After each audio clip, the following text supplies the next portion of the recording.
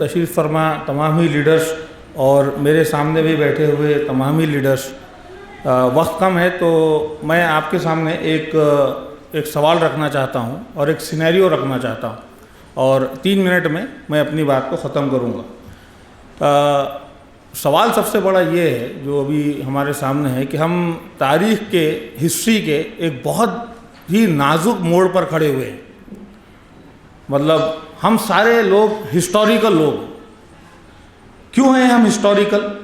تو ایک سینیریو ہے۔ سینیریو یہ ہے کہ ہمارا ملک، اس میں کوئی شک نہیں ہے کہ ہمارا دیش یہ دنیا کی تیسری بڑی اکنامی بن سکتا ہے، دنیا کی تیسری بڑی اکنامی بن سکتا ہے۔ یہ میں نہیں کہہ رہا ہوں، بلکہ یہ ایک سچ ہے، یہ اس کی ایک پوٹینشل ہے ہمارے ملک میں۔ دوسری بات یہ ہے کہ ایک اندازہ یہ ہے کہ 2030 تک دنیا کا ہر چھٹا شہری وہ انڈین ہوگا۔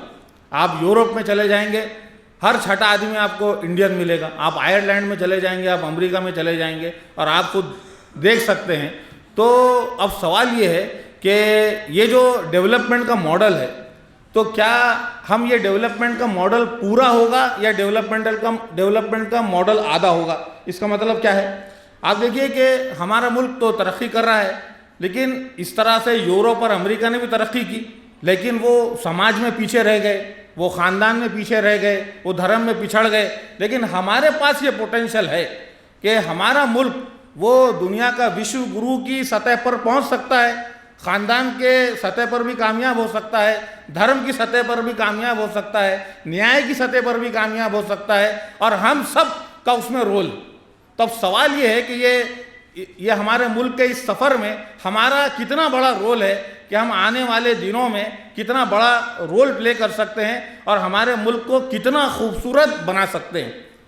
لیکن مسئلہ یہ ہے کہ کچھ لوگ ہیں جو یہ چاہتے ہیں کہ یہ ترقی کی یہ جو پرکاش یہ سارے لوگوں تک نہ پہنچے، بلکہ سماج کے کچھ ہی لوگوں تک یہ پہنچے جو وہ جس کو پسند کرتے ہیں۔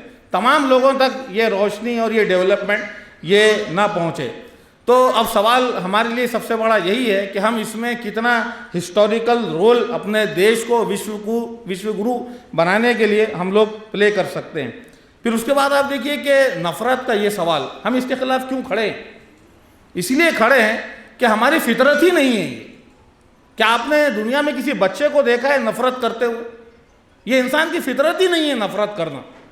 میں نہیں سمجھتا کہ آپ نے کسی بچے کو دیکھا ہوگا جو دوسرے بچے سے نفرت کر رہا ہے یا بڑے سے نفرت کرتا ہے۔ تو جو نفرت سکھائی جاتی ہے یہ دراصل ایک ان نیچرل پروسیس۔ تو نفرت کے خلاف کھڑے ہونا دراصل یہ کسی دھرم کا کام نہیں ہے، بلکہ انسان کا کام۔ جو بھی انسان ہے وہ بیسیکلی محبت کرتا ہے، اس کی نیچر کے خلاف ہے نفرت کرنا۔ اور یہ جو نفرت کا پیریڈ ہے یہ زیادہ لمبا نہیں چلے گا۔